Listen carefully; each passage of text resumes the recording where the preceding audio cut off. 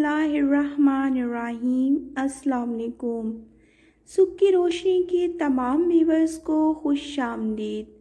अल्लाह का पैगाम बंदों के नाम, एक नई वीडियो के साथ आपकी खिदमत में हाजिर हूँ।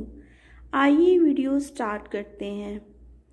अगर तुम सूद से बाज ना आए तो अल्लाह और उसके रसूल से जंग के लिए तैयार हो जाओ। ए इंसान, तुझे किस चीज़ ने अपने रब्बे करीम के बारे में धोखे में डाला हुआ है? बेशक जो लोग बिन देखे अपने रब से डरते हैं उनके लिए मग़फ़िरत और बहुत बड़ा अजर है,